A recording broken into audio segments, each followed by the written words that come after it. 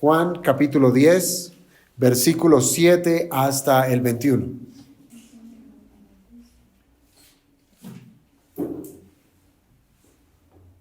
Dice la palabra del Señor: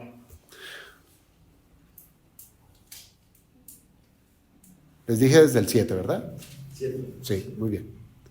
Verso 7. Volvió pues Jesús a decirles: de cierto os digo, yo soy la puerta de las ovejas. Todos los que antes de mí vinieron, ladrones son y salteadores, pero no los oyeron las ovejas. Yo soy la puerta. El que por mí entrare será salvo, y entrará y saldrá y hallará pastos. El ladrón no viene sino para hurtar y matar y destruir. Yo he venido para que tengan vida y para que la tengan en abundancia. Yo soy el buen pastor. El buen pastor su vida da por las ovejas. Mas el asalariado, y que no es pastor, de quien no son propias las ovejas, ve venir al lobo y deja las ovejas y huye. Y el lobo arrebata las ovejas y las dispersa. Así que el asalariado huye, porque es asalariado y no le importan las ovejas. Yo soy el buen pastor, y conozco mis ovejas, y las mías me conocen. Así como el Padre me conoce y yo conozco al Padre, y pongo mi vida por las ovejas. También tengo otras ovejas que no son de este redil. Aquellas también debo traer, y oirán mi voz, y habrá un rebaño y un pastor. Por eso me ama el Padre, porque yo pongo mi vida para volverla a tomar. Nadie me la quita, sino que yo de mí mismo la pongo. Tengo poder para ponerla y tengo poder para volverla a tomar. Este mandamiento recibí de mi Padre. Volvió a haber disensión entre los judíos por estas palabras. Muchos de ellos decían: demonio tiene y está afuera de sí. ¿Por qué le oís? Decían otros: estas palabras no son de endemoniado. ¿Puede acaso el demonio abrir los ojos de los ciegos? Padre bueno, te damos gracias, amado Dios, por tu santa y bendita palabra, con la cual, amado Padre, tú alimentas a tu iglesia. Así es que te rogamos, Padre de la gloria, que hoy sea un día en el cual, como iglesia, hoy seamos nutridos por tu santa palabra. Rogamos que tu Espíritu, Padre bendito, traiga la aplicación necesaria para nuestras vidas, que entendamos la Escritura, que entendamos, amado Dios, hoy la predicación, y que además de entenderla, Padre, que seamos prestos en ponerla por obra. Te rogamos, amado Padre bendito, que hagas de nuestro corazón un terreno fértil en el cual tu palabra sea sembrada y brote frutos de justicia, frutos de arrepentimiento. Todo con el propósito, amado Dios, de alabarte, de glorificarte y de rendirte todo el honor y toda la gloria que tú mereces. Te lo pedimos, Padre bendito, orando en el nombre de Jesucristo. Amén. Amén. ¿Podemos tomar asiento, hermanos? Muy bien. En la mañana de hoy vamos prácticamente como a cerrar lo que se conoce como el discurso del buen pastor, que como ustedes se han dado cuenta, se ha centrado bajo una alegoría, la alegoría del redil, y todo lo que comprende un redil, unas ovejas, un pastor, y todo lo que concierne allí como un lugar de protección, un lugar de mantener a salvo a las ovejas de aquellas fuerzas extrañas, fuerzas poderosas que quieren destruir al rebaño. Ahora, nuestro Señor, como el buen pastor, expresa el amor incalculable que Él tiene por aquellos que son suyos. Eso es lo que nos ha dejado saber esta alegoría.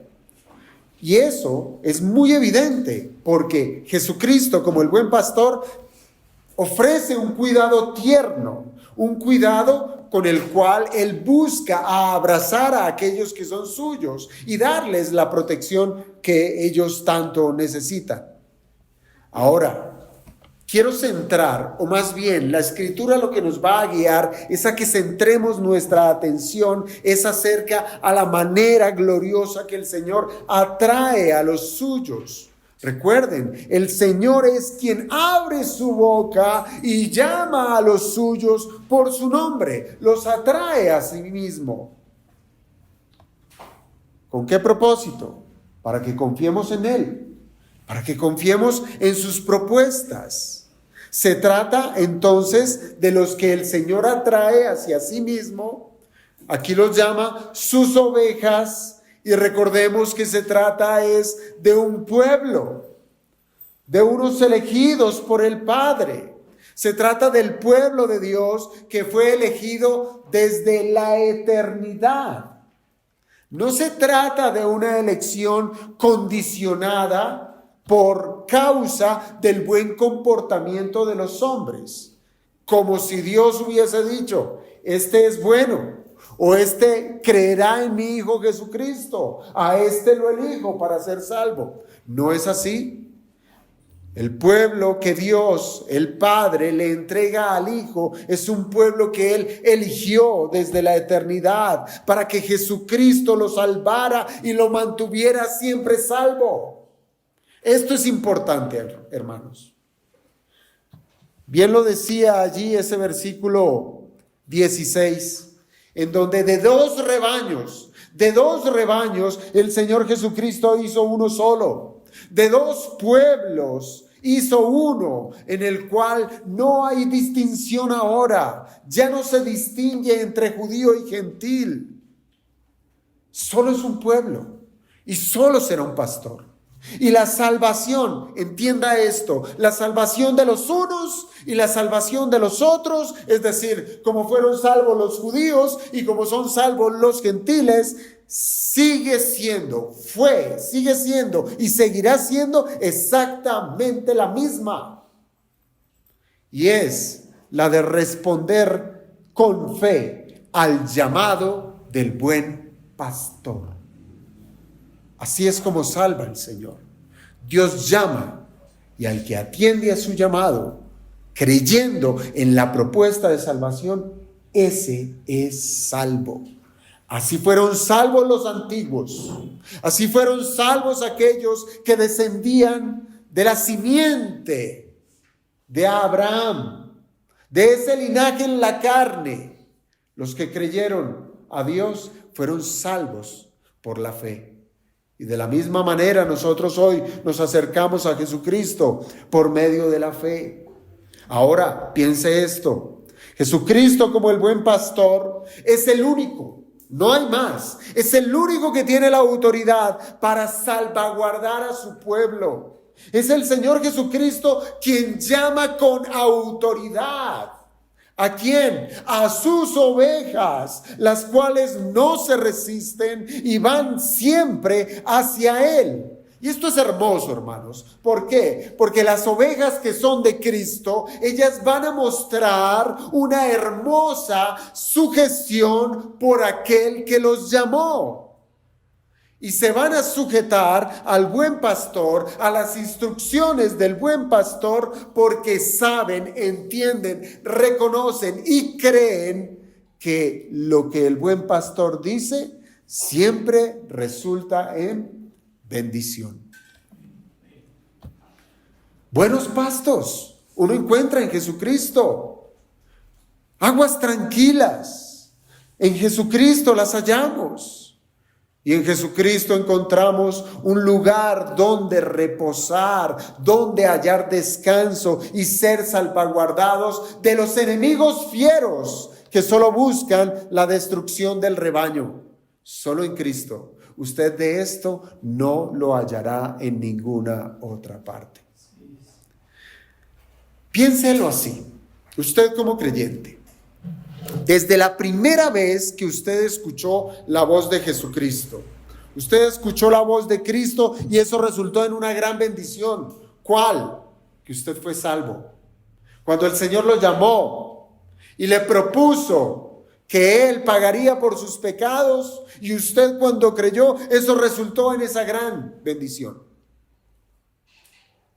Y desde allí, ¿qué gozamos? Pues gozamos del perdón de los pecados y de ser librados de las cadenas del pecado. Ahora en Cristo nosotros tenemos libertad de reconocer a nuestro Señor en cada una de sus palabras. Quizás antes de nosotros haber nacido de nuevo, la voz de Dios nos resultaba en algo que no podíamos distinguir. Pero cuando Cristo llama eficazmente por medio del Evangelio, pareciera que eso que estorbaba nuestros oídos espirituales se abrió como antes nunca lo habíamos experimentado. Y ahora escuchamos la voz del buen pastor llamándonos, diciéndonos: tú eres mío. Y allí fuimos a sus brazos para hallar el descanso. Pero allí no quedaron las cosas, porque de ahí, justo de ese momento, del momento de nuestra salvación, la voz de Cristo sigue siendo nítida, muy clara, porque es en Él que nosotros hallamos todo lo que necesitamos. Por eso es importante que entendamos hoy que tenemos la necesidad de oír la voz de Cristo. Tenemos la necesidad de oír a Jesucristo.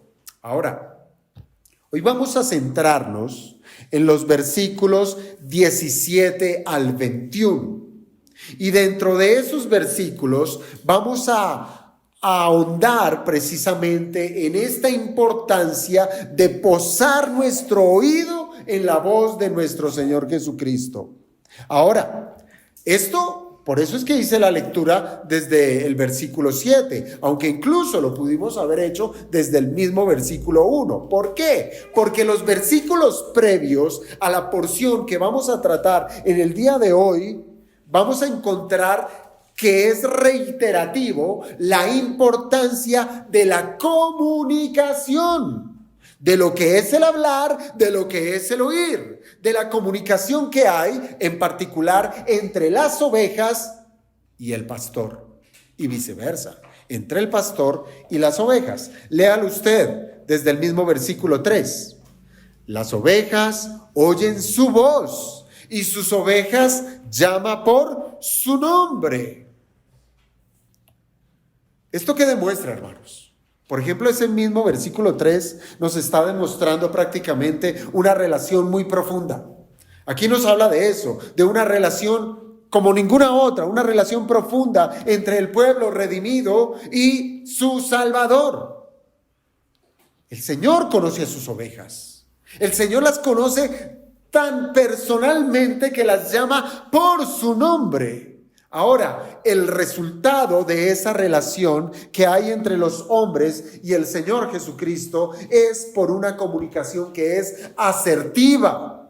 ¿Qué es eso de una comunicación asertiva? Es una comunicación donde el mensaje es lo suficientemente claro como para que el pueblo de Dios o las ovejas de su prado vengan a Él con la confianza plena que solamente en Él hay la verdadera salvación. Eso es un llamamiento eficaz. Es decir, que no hay manera de poder rehuir a ese llamado. Piense, en la primera venida de Cristo quedó muy bien definida por el apóstol Juan. Él la definió al decir que Jesús es el Verbo hecho carne. Y esto es importante. ¿Por qué? Porque en la persona de Cristo converge la voluntad del Padre de querer salvar a las criaturas caídas que no tienen ninguna opción sino la de morir en sus pecados. Pero Cristo, siendo el Verbo de Dios, Él viene a expresar la buena voluntad de Dios. ¿Para quién? Para personas caídas, personas pecadoras, personas que no merecen absolutamente nada.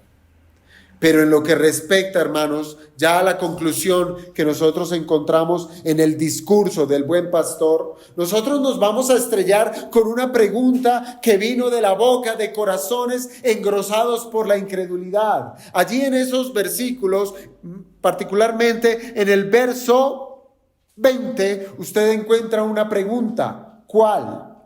¿Por qué le oís? Usted lo encuentra allí en el verso 20.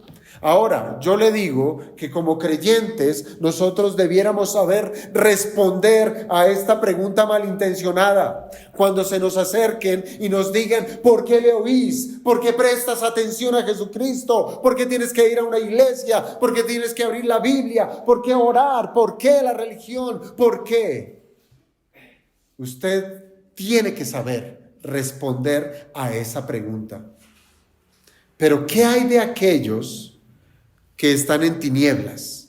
¿Qué hay de aquellos que hasta esta hora llegan a escuchar el Evangelio y son nuevos, son recién nacidos, como lo presenta la Escritura? Recién han nacido por causa del Espíritu, que han escuchado el glorioso Evangelio de Jesucristo e inmediatamente ven venir al lobo abriendo sus fauces, diciendo, ¿por qué le oís? ¿Por qué le oís? Y con esa pregunta, hermanos, estos lobos lo que quieren es deslegitimar lo que han oído y les busca desalentar la fuerza, el peso del mensaje que ellos han recibido. Es por eso, hermanos, que estos últimos versículos del discurso del buen pastor nos van a presentar las razones, escuche bien, las razones por las que sí hemos de prestar oído a la voz de aquel que se llama el buen pastor. Es importante que nos llenemos de motivos, es importante que nos llenemos de razones para saber responderle a esos lobos feroces que quieren apartarnos de la voz del buen pastor. Hasta aquí nosotros pudiéramos decir que ya tenemos razones suficientes para escuchar la voz de Cristo, siendo que el buen pastor es la única puerta de salvación. Y no es un pastor cualquiera, es el buen pastor, es el pastor por excelencia.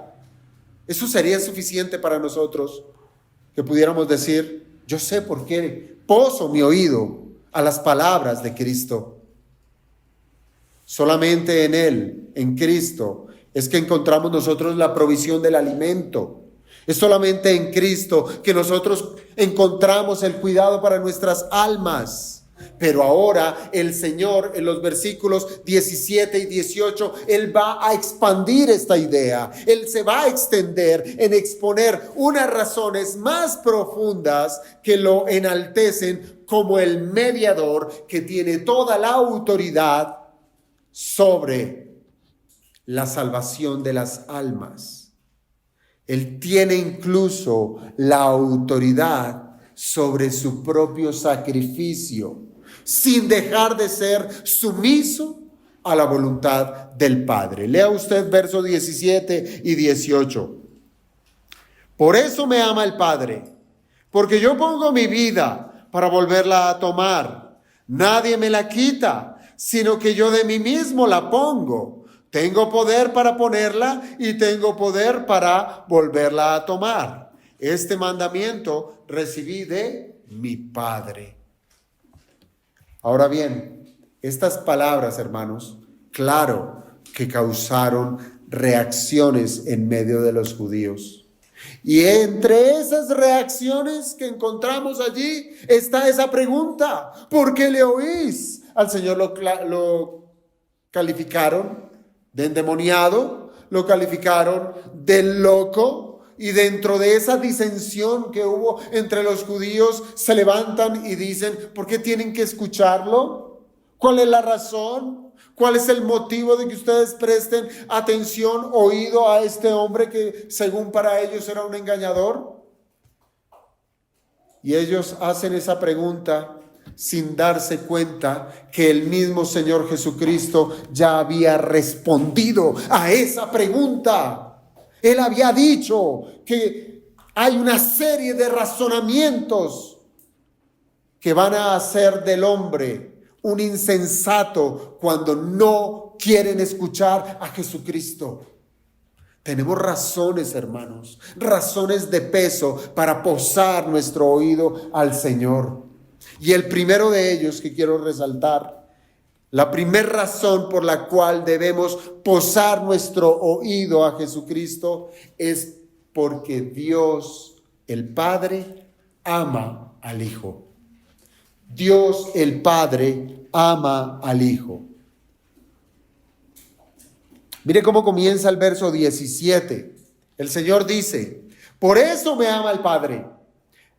Ahora, tenga en cuenta esto. Nosotros no podemos olvidar que el Señor Jesús les está hablando a una audiencia judía. Le está hablando a judíos, que de por sí los judíos eran un grupo, era una nación muy celosa de Dios. Ellos reconocían al único Dios, al de la Biblia. Ellos eran celosos de Dios. Incluso ellos podían llegar a decir que amaban a Dios y que por tanto ellos eran meticulosos en el cumplimiento de la ley. Aunque claro, esa práctica, en la práctica más bien, el cumplimiento de la ley de parte de los judíos era puro legalismo. Pero aún así, los judíos reconocían a Jehová como su Dios. Ellos reconocían a Jehová como su Dios. Pero lo que ahora les está diciendo el Señor, lo que les expresa con esas cortas palabras, por eso me ama el Padre. Lo que quiere decir el Señor es que ese Dios al cual esos judíos dicen tener devoción, ese Dios está expresando amor por él. Ese Dios al que ustedes aman, me ama a mí. Me ama a mí. Y eso no es nuevo, no es nuevo.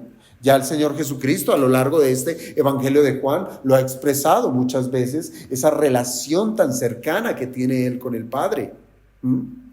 Pero para no irnos tan lejos, en este mismo contexto del capítulo 10, el Señor ya ha dicho algo similar en el versículo 15, cuando Él dice, el Padre me conoce y yo conozco al Padre. ¿Esto qué significa? Esto significa que hay una relación no cualquiera. Es una relación no cualquiera entre Jesús y el Dios de los judíos.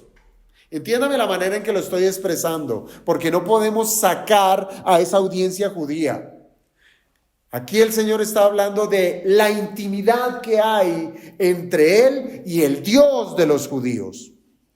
Pero ahora el Señor Jesucristo expresa que esa relación que tiene con el Padre está amarrada, íntimamente ligada en el vínculo del amor. Es como si el Señor estuviera queriendo decir que si el Padre ama al Hijo, es una razón suficiente como para escuchar lo que el Hijo tiene por decir. ¿Me entienden? Si el Padre ama al Hijo, es una razón suficiente para escuchar lo que el Hijo tiene por decir. Pero entendamos un poco más en qué consiste ese amor. Hermanos, se trata de un amor único. Se trata de un amor que hay en medio de la Trinidad. Se trata de un amor que es perfecto, de un amor inquebrantable y que tiene unas características que van a expresar que Jesucristo es un ser divino. Es un ser divino. Por ejemplo, el amor que expresa el Padre por el Hijo, se trata de un amor eterno, de un amor eterno. Vaya usted al Evangelio de Juan, allí mismo, capítulo 17, versículo 24. Allí estamos considerando, o se considera en esa porción, que el Señor dice esas palabras en oración al Padre. Juan 17, 24, el Señor dijo orando al Padre, ¿me has amado desde cuándo? Desde antes de la fundación del mundo. ¿Esto qué denota, hermanos? Esto denota que antes de todo lo creado, cuando solo existía Dios en medio de la Trinidad, desde esa misma eternidad pasada, el Padre ya amaba al Hijo. ¿Esto qué implica? Que el Padre existía, que el Hijo existía, que el Padre es eterno, el Hijo es eterno. Con amor eterno, el Señor amó al Hijo. Además, se trata de un amor que refleja la sustancia de la deidad. Cuando hablo de sustancia me refiero a la naturaleza de Dios, a la esencia de Dios. ¿Qué dice Primera de Juan 4:8 en relación a Dios? Haciéndonos las preguntas de ¿qué es Dios? Y Juan en la primera carta, en el capítulo 4, versículo 8, él nos responde: Dios es amor. Dios es amor. Por eso es que el amor que el Padre refleja al Hijo expresa la sustancia de la deidad. De esta manera, hermanos, el amor del Padre por el Hijo es un reflejo de la naturaleza misma de Dios como amor, como un amor perfecto, como un amor completo, como un amor infinito. Ahora, y al ser el Hijo y el Padre de la misma naturaleza, gozando de perfecto amor, el Padre le concedió al Hijo darle a conocer todas las cosas en el vínculo del amor. En el vínculo del amor. Eso mismo ya nos lo había dicho este Evangelio, capítulo 5, versículo 20. Juan 5:20. Allí usted lee: porque el Padre ama al Hijo.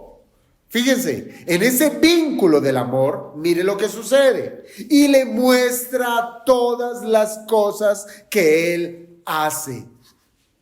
Esto, hermanos, esto hace de Jesús un testigo fiel. Un testigo fiel en quien se puede confiar plenamente, perfectamente, pues nadie más sino Él conoce la voluntad del Padre. Solo el Hijo, el amado por el Padre, es el único que conoce la voluntad del Padre. Entonces, hermanos, ¿qué pudiéramos concluir? Que el Padre ame al Hijo es una razón suficiente como para confiar en toda la revelación del Hijo.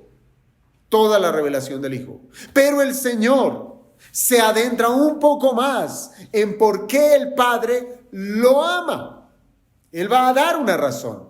Y será para nosotros una razón más profunda por la cual hemos de oír a Cristo. Mire lo que dice el verso 17 completo.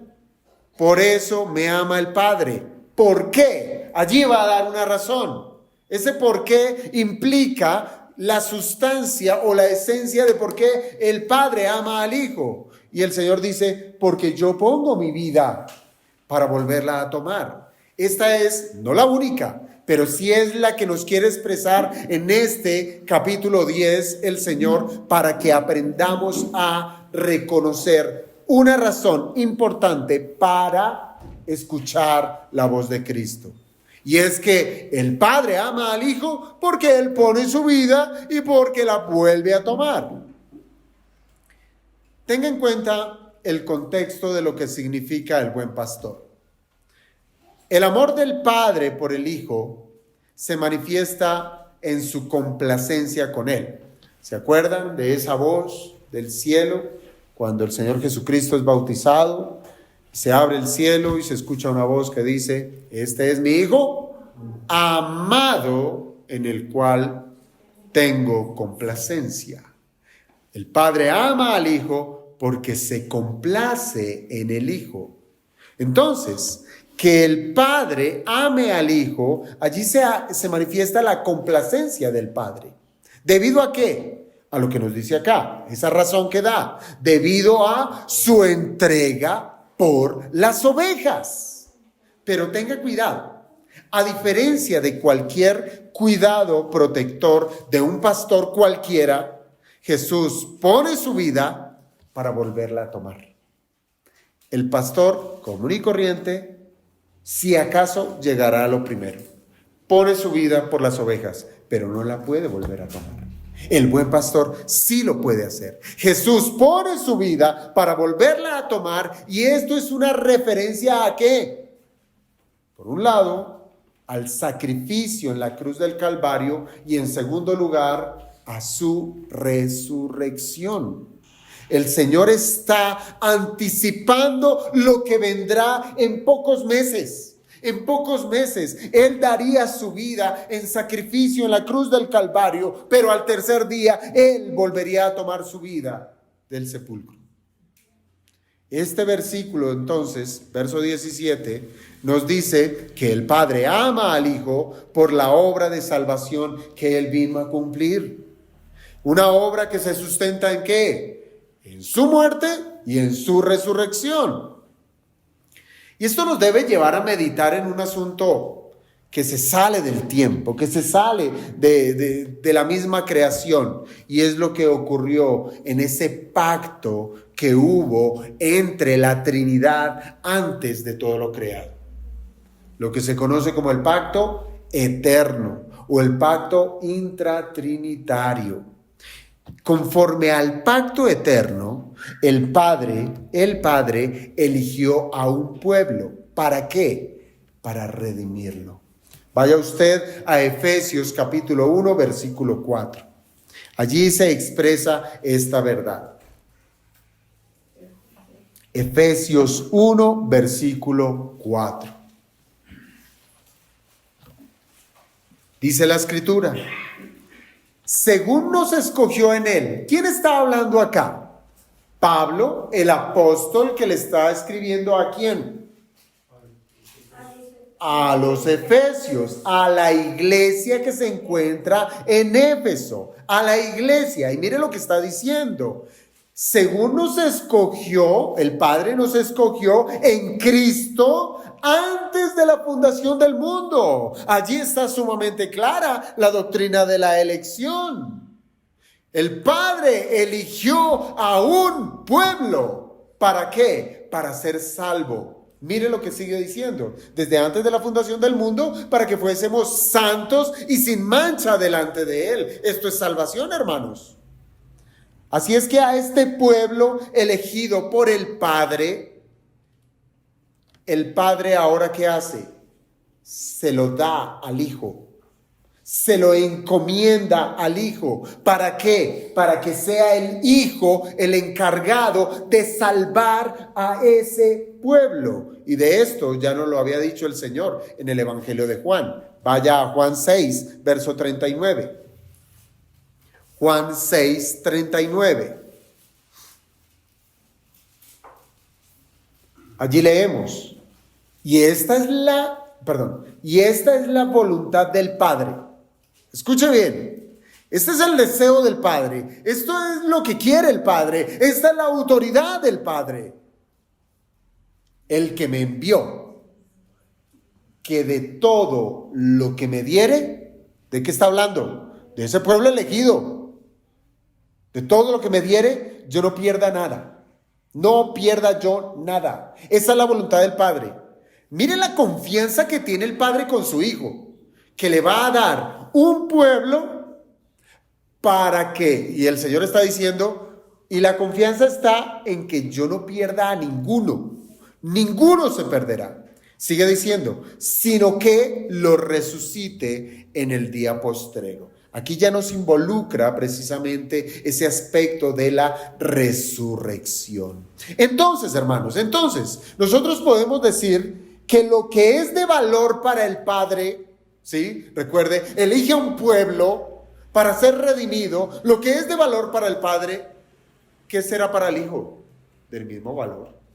Lo que el Padre valora, el Hijo lo valora. La confianza del Padre está en la confianza de la obra del Hijo. Y entonces dentro de ese pacto eterno, ese que tuvo lugar antes de la fundación del mundo, donde Dios por voluntad propia decidió salvar a un pueblo pecador, y esto lo hace o lo hará, viéndolo desde esa dimensión, por la provisión, dando la provisión del cumplimiento de toda justicia que solamente iba a ser posible en su Hijo Jesucristo, que solamente iba a ser posible por la obra redentora de Jesucristo, quien no se negó a ser el sustituto de estas ovejas descarriadas que merecían la muerte. Se trata de una misión salvadora que va a encontrar en Jesucristo su perfecto cumplimiento. Y ahora, es una salvación, es una misión salvadora que va en contra de todo pronóstico humano. ¿Por qué? Porque para el hombre no hay esperanza. El hombre, desde su razonamiento, él no tiene esperanza en sí mismo para librarse de su condición caída. No puede. Por eso es que digo que se trata de algo que sale, está por fuera de las capacidades del hombre. Solamente en Jesucristo se puede hallar esa verdad. ¿Y esto es por qué? Porque es imposible para el hombre. Porque el hombre está infectado de pecado de la cabeza hasta los pies. El pecado infectó al ser humano en todo su ser. Por tanto, no sabe otra cosa sino pecar. El hombre es esclavo del pecado. Y en ese estado caído, allí mire cómo se complican las cosas. La santa ley de Dios se levanta y declara sobre el hombre pecador. ¿Cómo lo declara? Culpable. Lo declara culpable. Y con la culpabilidad que viene, la condenación, viene castigo. La ira de Dios está sobre ese hombre. Es decir, está a expensas al fuego eterno, al fuego del infierno. Esa es la condición del hombre, a la cual Jesucristo vino a salvar de esa situación. Por eso es que hemos de considerar que literalmente Jesús puso su vida en lugar de sus ovejas. Y si usted me siguió bien la condición del hombre caído, usted sabrá a dónde se humilló el Señor para tomar su lugar y el mío, el de sus elegidos.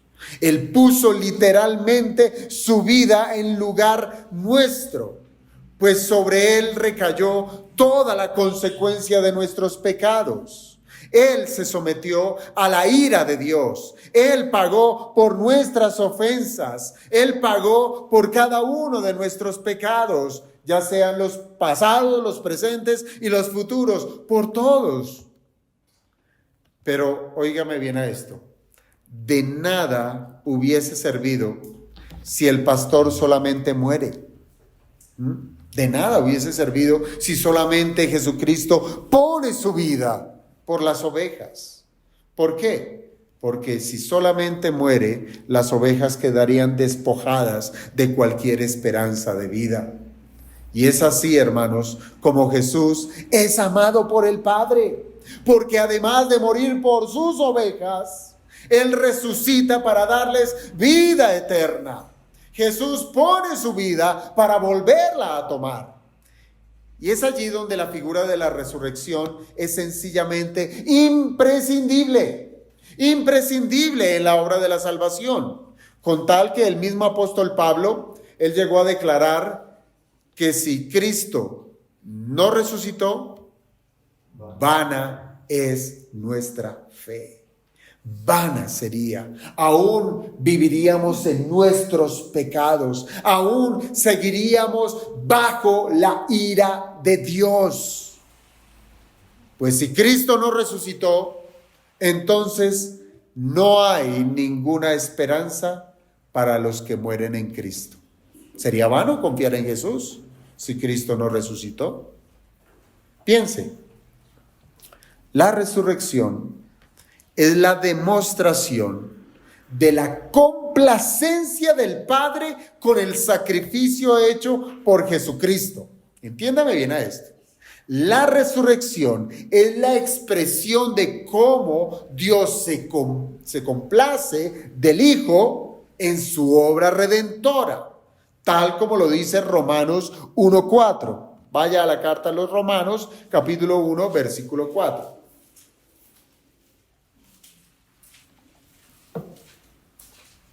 Allí dice, Romanos 1:4, fue declarado Hijo de Dios con poder, según el Espíritu de Santidad, por la resurrección entre los muertos. Allí está, allí encontramos que el Padre se complace de la obra de Jesucristo, lo levanta de los muertos y con ello lo declara hijo de Dios, hijo con H mayúscula, ¿sí? Dando testimonio de que Él es el ungido, de que Él es el Salvador, de que Él es el enviado del Padre para salvar a su pueblo. Y allí se complace el Padre. Y al haber alcanzado la complacencia del Padre, donde la justicia fue perfectamente satisfecha con su muerte, porque eso es lo que hizo la muerte de Cristo, ¿sí? Pagar por el pecado, la justicia que declaraba, que demandaba, que la paga del pecado sea la muerte. Por el pecado de los hombres alguien tiene que pagar. Y Jesucristo es el mediador quien dice, yo soy el que voy a pagar. Y si es con muerte, pues moriré. Y tomaré el cuerpo de un ser humano y me haré hombre y subiré a una cruz. Y padeceré la ira del Padre.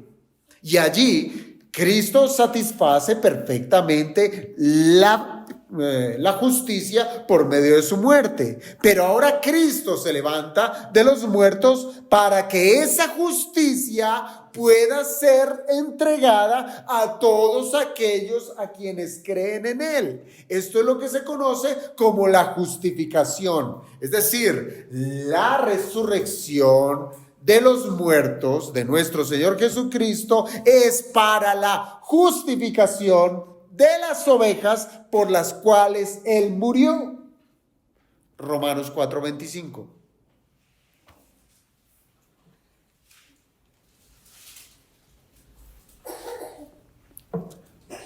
El cual fue entregado por nuestras transgresiones. Allí lo tenemos, obrando justicia. Él fue entregado por nuestras transgresiones, pero allí no quedaron las cosas. Y resucitado para nuestra justificación. Por eso es que aquí el Señor dice, yo pongo mi vida y la vuelvo a tomar. Yo entrego mi vida por la transgresión de tu pueblo, Padre, porque te amo, pero resucito para justificar a tus ovejas, Padre. Por eso tú me amas. Eso dice el Señor. Y eso debiera ser una razón para que nosotros postremos nuestro oído al Señor Jesucristo. Claro, estas palabras que nosotros encontramos aquí en el Evangelio de Juan capítulo 10, claro que ese momento aún no había llegado. El Señor Jesucristo aún no había muerto, ni mucho menos había resucitado, ¿cierto? Cuando Él hace esa semejante declaración delante de este grupo de judíos, aún no se había cumplido con esa porción del plan de la redención. Pero al ser, oígame bien a esto, al ser amado por el Padre, era una garantía suficiente para creer que Jesús efectivamente daría su vida y la volvería a tomar. Que el Señor diga, por eso me ama el Padre, porque yo pongo mi vida y para volverla a tomar, sería suficiente para que los que estuvieran escuchando tuvieran la razón de decir, quiero escucharte, Señor, porque tu mensaje es de esperanza, porque tú traes salvación para los hombres. Tú estás diciendo que eres el mensajero de Dios, el enviado de Dios, y cumplirás el plan de Dios. Traerás justicia y esa justicia la derramarás sobre todos aquellos que crean en ti. ¿No es una razón suficiente? Yo creo que sí.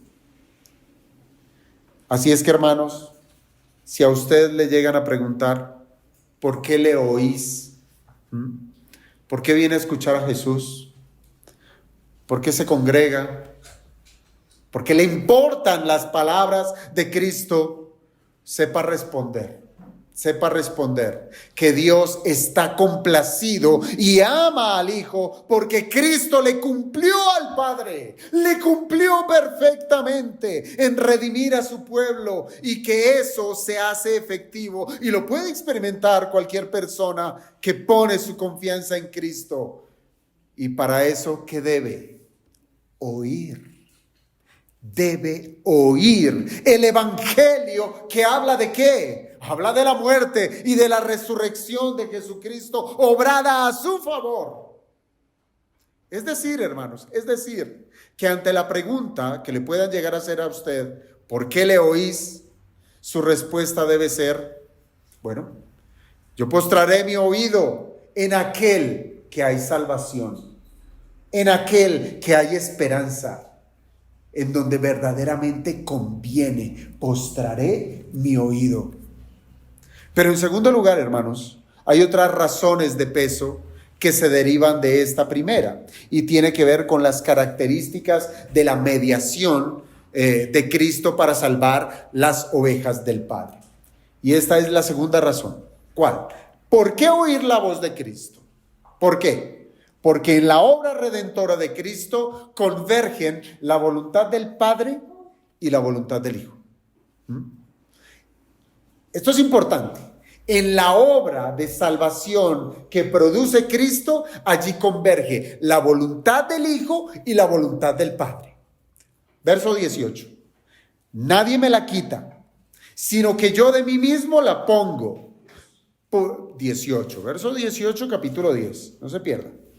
Nadie me la quita, sino que yo de mí mismo la pongo.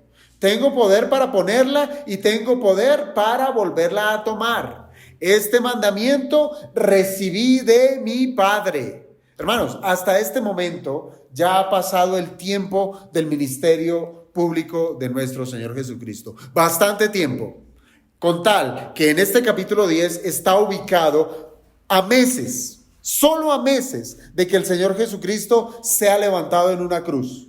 Así es que ese crecimiento de la popularidad de nuestro Señor Jesucristo también ha cobrado un alto crecimiento en la resistencia de los líderes judíos, que en su incredulidad no quieren aceptar ni las señales ni las enseñanzas de Jesús. Incluso ya ha habido expresiones de parte de los judíos de querer matar al Señor Jesucristo. Y ya este mismo evangelio nos lo ha mostrado de las veces que lo han querido apresar para matarlo. Y en cada una de esas necedades asesinas, el Señor ha salido de esos peligros. ¿Se acuerdan? ¿Se acuerdan en ese, por ejemplo, cuando el Señor multiplicó los panes y los peces? ¿Sí? Y que lo querían tomar para hacerlo rey. Dice la Escritura que él se escabulló. Se escapó. ¿Por qué? Porque la Biblia declaró en ese momento que no había llegado la hora. Es decir, conforme a ese plan eterno, ese no era el momento de morir. Ahora, que el Señor Jesucristo diga aquí, nadie me la quita, sino que yo de mí mismo la pongo. Hermanos, se trata de una expresión de absoluta autoridad, de una expresión de soberanía en el plan que vino a cumplir. El plan de Cristo no estaba subordinado a lo que pudiera pasar a su alrededor. No estaba subordinado a los hombres, no estaba subordinado a un imperio, no estaba subordinado a una religión. No, estaba sujeto, era la autoridad del Padre. Mientras que los líderes judíos, piénselo así, ellos desde su perspectiva miope, que ellos veían lo que estaba ocurriendo, cómo se levantaba un hombre que se decía profeta, que se decía hijo de Dios, con sus ojos de incredulidad, y posaron su furia asesina sobre Jesús.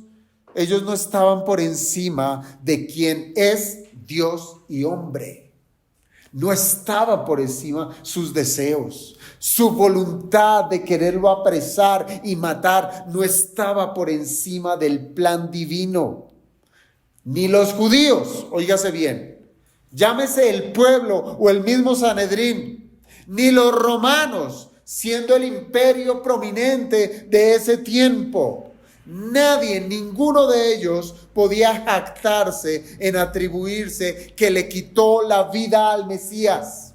Simplemente, tanto el pueblo judío como el imperio romano, ellos simplemente fueron instrumentos en las manos del Todopoderoso para que Jesucristo, por voluntad propia, entregara su vida. ¿Lo entendemos? Esto puede ser visto de la siguiente manera, hermanos. Según Mateo, únicamente anote la cita para que usted la revise después. Según Mateo 26, versículos 3 al 5, allí nosotros encontramos a esos líderes judíos en cabeza del sumo sacerdote Caifás, en donde estaban maquinando el momento para poder prender a Jesús. Pero aquí en Juan 10, el soberano se levanta diciendo: nadie me la quita, sino que yo de mí mismo la pongo. El hombre podrá hacer planes. El hombre podrá tener las mejores intenciones, las peores maquinaciones, pero el plan de Dios se cumplirá a cabalidad. Nada se sale de su voluntad. O recuerde esa escena durante el juicio de nuestro Señor Jesucristo ante Pilato. La multitud estaba allí reunida, ¿verdad? Estaban los líderes religiosos, estaban impulsando al pueblo para que dijeran: crucifiquen a Cristo, crucifiquen a ese engañador. Allí estaban reunidos todos estos líderes judíos pidiendo, era la liberación de un asesino, que liberen a Barrabás, pero que crucifiquen a Jesucristo. Parece que su odio les hubiera hecho olvidar la declaración: nadie me la quita, sino que yo de mí mismo la pongo. Hermanos, y aunque no hay registro explícito acerca de Satanás, ¿cuál es la consideración de Satanás frente a todo este evento de la cruz? Frente a todo este evento de la muerte de nuestro Señor Jesucristo.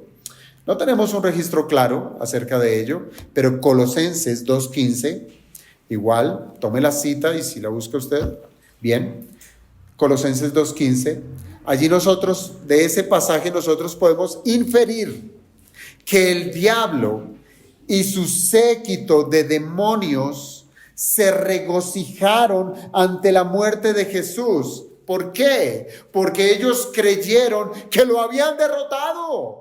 Pero la muerte del Señor estaba soberanamente predeterminada para que fuera el Hijo de Dios quien voluntariamente pusiera su vida, y con ello, ¿qué hace? Conforme a Colosenses 2:15.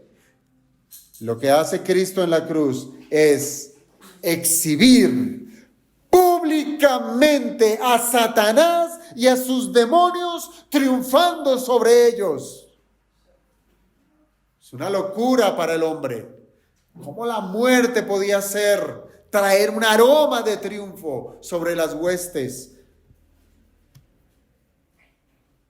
¿No le parece entonces, hermanos, una buena razón para escuchar a Jesús y creer que se trató de Dios obrando con una sabiduría que ni los hombres más versados pueden comprender? Porque el Evangelio, dice la Escritura, es locura para los que se pierden, pero para los que creen es poder de Dios. Pero bien, además de la voluntad de Cristo, que la hemos visto muy claramente expresa, que es Él quien pone la vida, nadie se la quita. El Señor Jesucristo añade enfáticamente que Él tiene el poder para ponerla y tiene el poder para volverla a tomar. Y esa palabra poder, amados hermanos, tiene el sentido de capacidad, ¿sí? De capacidad. Por tanto, nosotros podemos entender que el Señor quiere decir que además de tener la voluntad, Él también tiene la capacidad para hacerlo. Él tiene la voluntad para hacerlo y tiene la capacidad para hacerlo. Por eso pudiéramos decir que se trata de la voluntad soberana. Pues una cosa es querer hacer y otra cosa es poder hacer, ¿cierto? Muy distinto. Uno puede decir, tener la buena intención, lo hago, pero si no puede, pero en Jesucristo estaba la voluntad soberana, estaba la disposición de seguir la voluntad del Padre y la capacidad para hacerlo. En Jesucristo están las dos. Él voluntariamente se dispuso delante del Padre para venir a cumplir con la misión redentora. Y en Él, en Jesucristo, estaba la capacidad para lograrla perfectamente, lograr esa labor confiada por el Padre para hacerlo. Mire, por eso es que el Padre ama al Hijo, porque Él confiaba plenamente que el Hijo podía hacerlo. Te entrego un pueblo para que lo redimas, y estoy perfectamente seguro que lo harás. Por eso me ama el Padre, dijo el Señor Jesucristo. Esto tiene la implicación, amados hermanos, de que Jesús se trata de un ser divino, ¿cierto? Un ser divino, un ser que es capaz de poner su vida por las ovejas, por sus ovejas, y tiene el poder de vencer a la muerte en la resurrección. Es como lo dijo cierto autor, abro comillas: nadie excepto Dios puede resucitar a los muertos. Y como Jesús tenía este poder sobre su propio cuerpo, prueba que era divino. Él es Dios. Jesucristo es Dios. Esta es la voluntad soberana de Cristo, hermanos, pero que no va en contravención de la voluntad soberana del Padre. Con tal que el mismo Señor termina diciendo en el versículo 18 del Evangelio de Juan, capítulo 10, este mandamiento recibí de mi Padre. Para algunos les parece algo también extraño, de decir, ¿cómo? Jesucristo es soberano, que dice que yo pongo mi vida y la vuelvo a tomar, pero aún así se sujeta, se somete, se subordina al Padre. Sí, esto es verdad. Mire, hermanos, aquí tenemos dos líneas teológicas que son inseparables, van juntas y que no se contradicen. La voluntad del Hijo es soberana, la voluntad del Padre es soberana. ¿Y esto es por qué? Porque dentro del pacto eterno se hizo un acuerdo. Se concertó un acuerdo entre las partes, entre las personas de la Trinidad, para llevar a cabo la redención del pueblo elegido de Dios. Y en ese acuerdo intratrinitario, cada persona asumió un rol específico.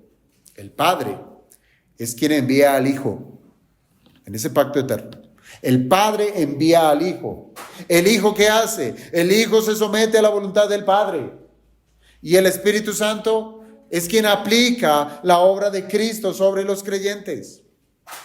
Así es que, hermanos, no tiene por qué ser extraño hablar de estos términos de sumisión de parte del Hijo, porque así es. El Hijo se sujetó a la voluntad del Padre. El Hijo, pero entiéndalo bien, debiéramos decirlo de esta manera: el Hijo se sujetó voluntariamente a la voluntad del Padre. Eso sí suena mejor. El Padre, quien es el que ordena al Hijo a venir a este mundo como mediador y redentor. Y el Hijo dice: sí, Padre, lo haré, porque tú me amas, yo te amo. Siendo que la voluntad del Hijo no solamente se expresa en quererlo hacer, sino que también se expresa en poderlo hacer. Aunque el Hijo se someta al Padre, no significa que el Hijo sea inferior al Padre. No significa. Por el contrario, es una expresión de que el Padre y el Hijo son uno. El misterio de la Trinidad allí se ve. Así es que pudiéramos nosotros volver a esa pregunta inicial, amados hermanos, para poder aterrizar estas verdades. pudiéramos volver a esa pregunta inicial. ¿Debemos oír al Hijo? ¿Debemos oír la voz de Jesucristo? Hermanos, este mundo está sumido en la miseria del pecado y necesita urgentemente oír al Hijo. Necesita oír lo que el Hijo tiene por decir. Y es que solamente en Él, en Cristo, hay salvación. Es un mensaje necesario. Y lo hemos visto. Jesucristo es la puerta. Él es la única puerta para entrar al redil. Jesucristo es el pastor, no un pastor cualquiera, es el excelente pastor, el buen pastor. Él es el único que tiene la capacidad de ofrecerse como sacrificio para pagar por el pecado de todos aquellos que en Él creen.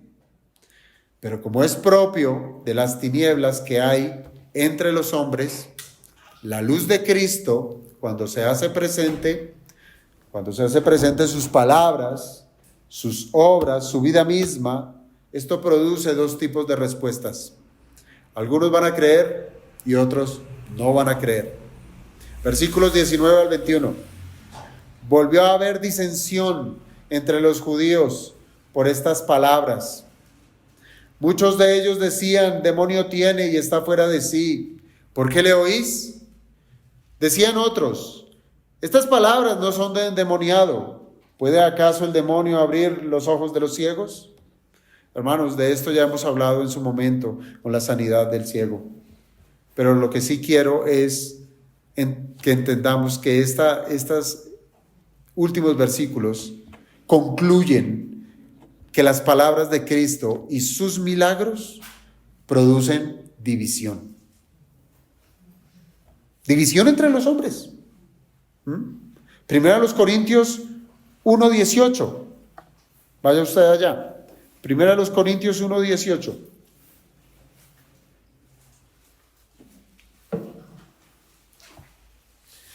Dice la Escritura: porque la palabra de la cruz es locura a los que se pierden. Y esa misma palabra de la cruz, para los que se salvan, esto es a nosotros, es poder de Dios. Miren, hermanos, la misma luz de Cristo, la misma palabra del Señor, para unos les resulta en salvación y para otros en perdición. Para unos les resulta una locura, por eso la pregunta: ¿por qué le oís? Pero para nosotros nos resulta en razones suficientes para decir: yo sé por qué le escucho, porque Él es Dios, es soberano, Él puede dar, Él dio su vida y tomó su vida para perdón de pecados y para darnos vida eterna. O piense en Mateo capítulo 10. Mateo 10, versos 34 al 36.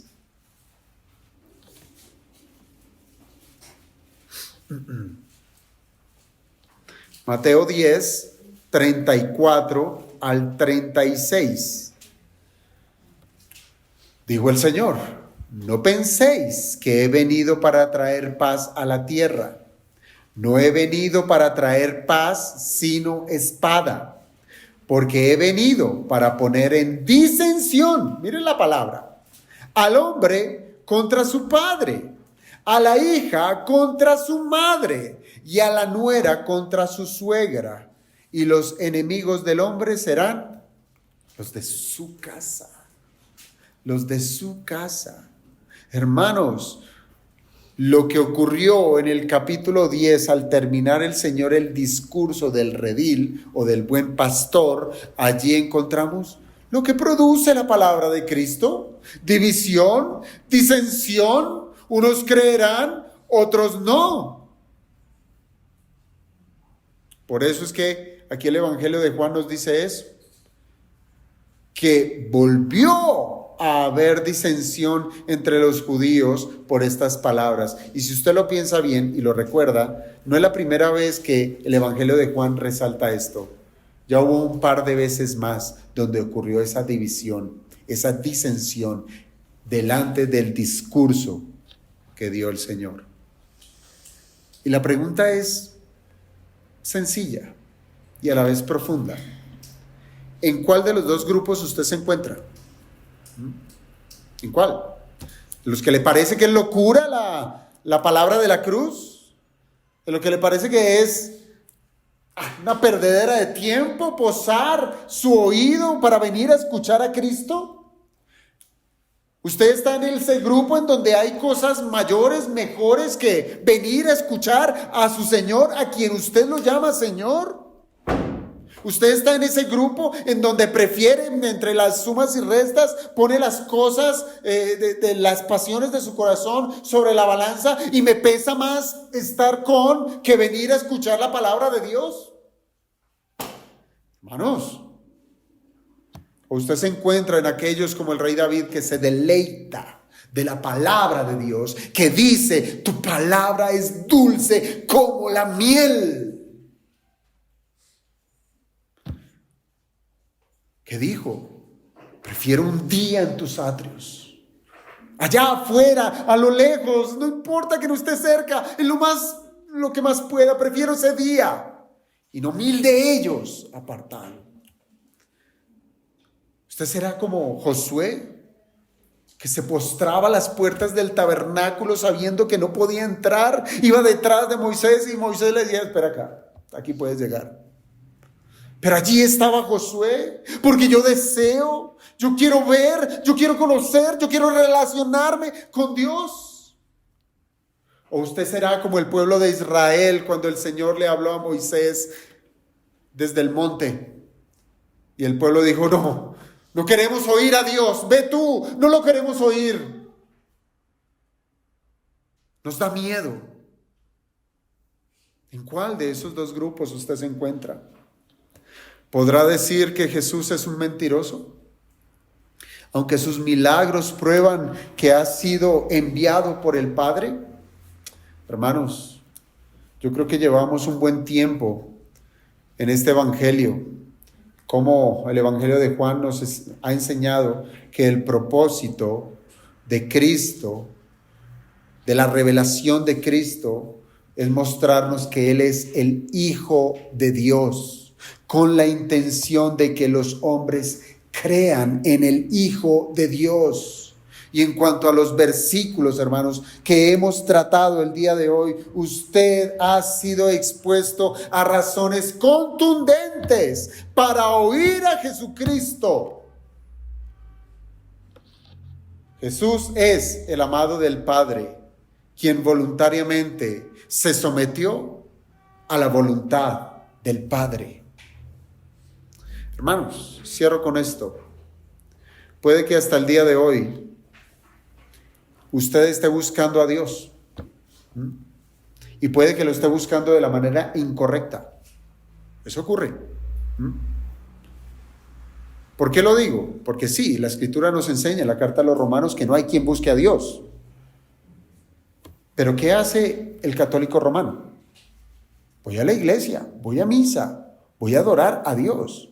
Está buscando algo.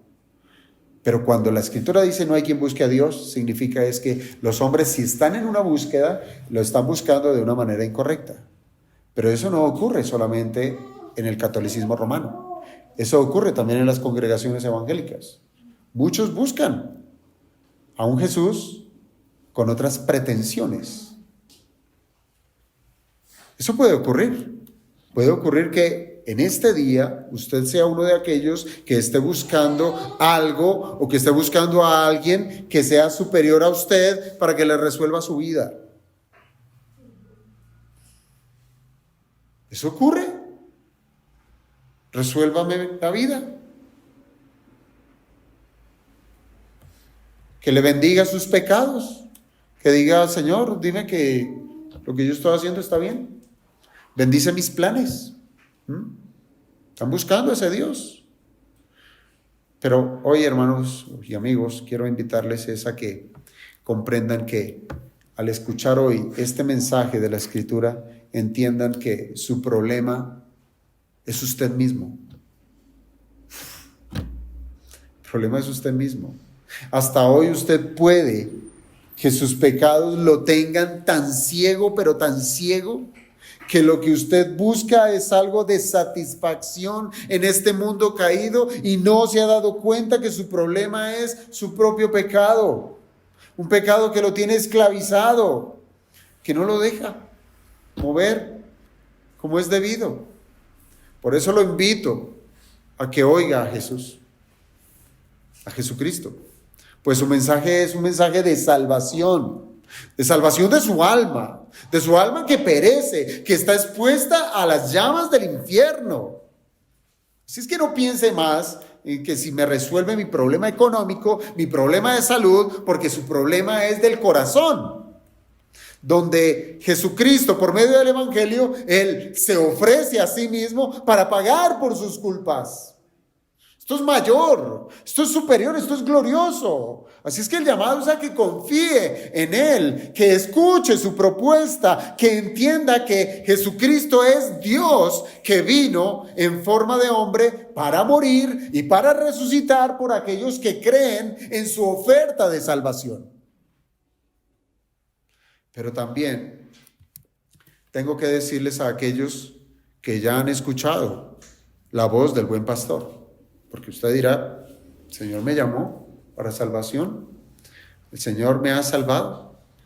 Pero también hay que decir que a los que ya hemos escuchado la voz del buen pastor y que hemos atendido a su llamado de salvación, lo que nos insta este pasaje es a no dejar de escuchar la voz de su Salvador. Porque eso también ocurre. Ya soy salvo, ya soy libre. Y pareciera que con ellos se les da la libertad de hacer lo que mejor les parezca. Y en ello lo que están es emancillando esa nueva relación.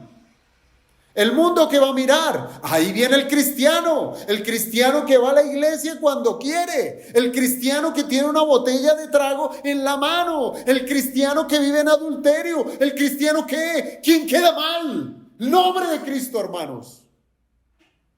El nombre de Cristo. No se llame cristiano. No lo haga. Si usted no ha venido a Él confesando sus pecados, para que Él lo perdone, no mancille el nombre de Cristo.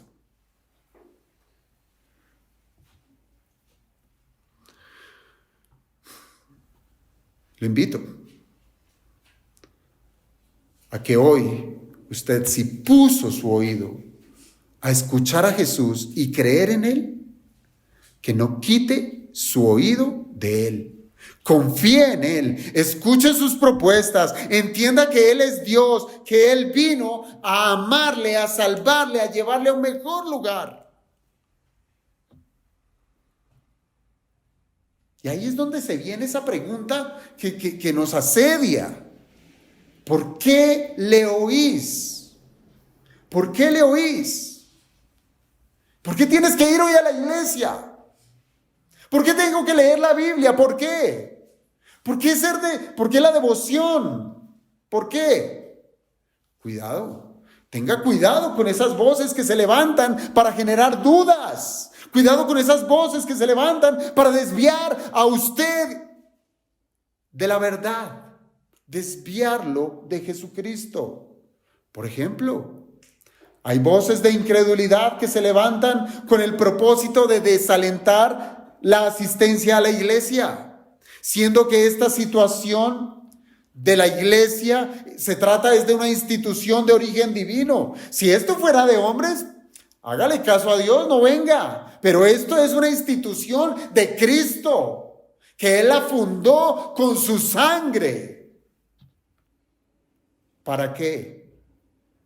El propósito de la existencia de la iglesia es para difundir su gloriosa palabra.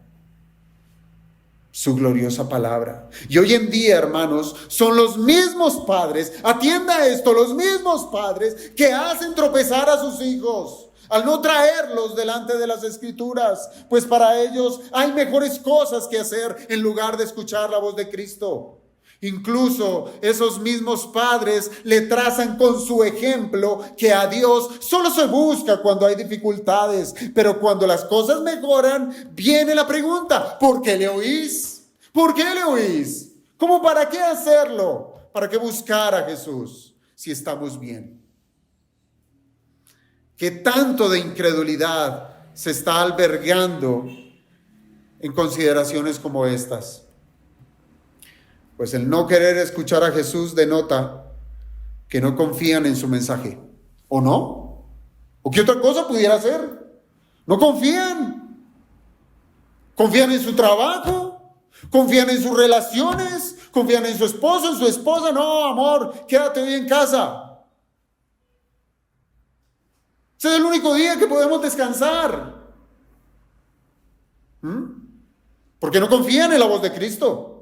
Eso denota incredulidad. No confían en las palabras del Señor. Y puede que usted se esté perdiendo la oportunidad de saber las riquezas de salvación que hay en Jesucristo.